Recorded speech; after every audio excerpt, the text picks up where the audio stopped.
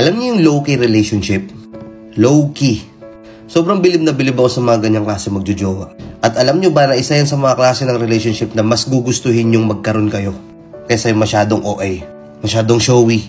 Mas gugustuhin yung ganyang klaseng relationship. Bakit? Sa mga naka-low-key relationship dyan, supportahan niyo ako dito sa content na to. At sa mga bago dito sa channel ko, follow mo kapag nakarelate ka dito, okay? Okay, ano nga ba yung low-key relationship? Sila yung mga magjojowa na hindi nila kailangang i-display publicly yung relationship nila. Hindi nila kailangang ipaglandakan, hindi nila kailangang ipagduldulan sa inyo na magjowa sila.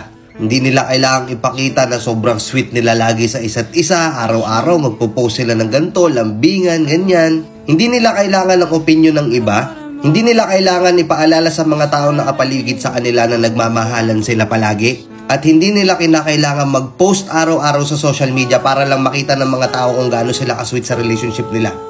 Low-key nga eh. Gusto nila yung may privacy. Masaya na sila sa isa't isa. Hindi nila kailangan ng validation ng ibang tao. Hindi nila kailangan ng opinion ng ibang tao. Wala silang pakialam sa inyo kasi ayaw nilang pag-usapan nyo sila.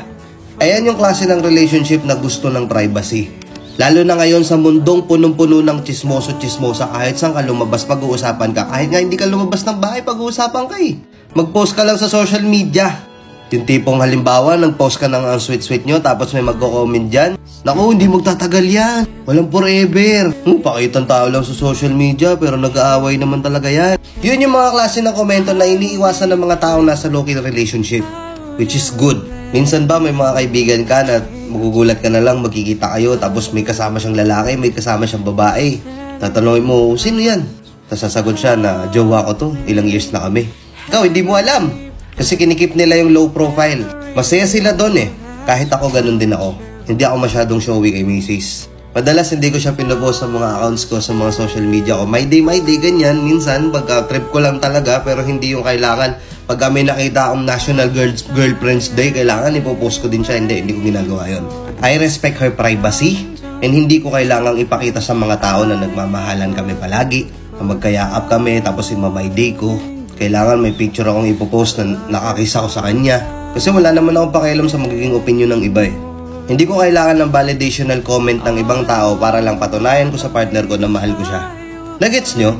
At saka mas pinili ko yung gantong klaseng relationship. Mas gusto ko yung gantong klaseng relationship. Kasi ayaw na ayaw ko at sigurado naman akong kayo din. Na ayaw nyong pag-uusapan yung relasyon nyo pag chichismisan kayo. Ayaw nyong may nangingialam sa relasyon nyo. Ayaw nyo na may masasabi sa inyo yung bad tao kahit di naman nila alam talaga yung tunay na storya. May masasabi sa inyo pag-uusapan kayo hanggang sa may mga kakalat na chismis dyan na hindi naman talaga totoo. As much as possible, you keep your relationship private. Diba? Sa dami na nanonood dito, mag-comment nga dito yung mga naka-local relationship lang. Okay, diba? Hindi nyo kailangang i-public yung mga bagay-bagay. Masaya kayong dalawa sa isa't isa sa relasyon nyo. Kasi at the end of the day, kayong dalawa lang din naman talaga yung magkasama eh. Kaya as long as binibigay nyo sa'yo yung time, yung effort, yung respect, yung pagmamahal, okay lang. It doesn't matter if it's low-key or not, if it's private or not. As long as hindi yan secret relationship ha. Ibang kwento na yun, ibang usapan na yun. Baka mamaya kabit ka na pala, hindi mo pa alam. Iba yung secret relationship, nakuha mo? Ikaw ba? Ano mas pipiliin mo? Nasa showy relationship ka, tapos lahat isasabihin mo sa social media, ibubunyag mo sa social media. Pagka magkaaway kayo, ipopost mo siya, sisiraan mo, lahat ng red flags niya, ipopost mo doon, sasabihin mo sa kanya, tapos malalaman ng mga kamag-anak mo, ng mga kaibigan mo, ng mga kaibigan niya, na ganun pala yung ugali niya. Tapos pagka naging okay na kayo ulit, baliwala na lahat ng pinost mo, ang problema, marami na nakakita. O mas pipiliin mo na naka-private relationship o low-key relationship ka, na kapag nag-away kayong dalawa, aayusin nyo yung away nyo ng kayong dalawa lang nang walang ibang nakakaalam. Aayusin yung dalawa ng kayong dalawa lang. Hindi malalaman ng mga tao sa paligid nyo na nag-away ba kayo? Wala silang alam. Kasi you kept your relationship private eh. Ano mas pipiliin mo dun sa dalawa? Comment mo nga. Let's go and peace out.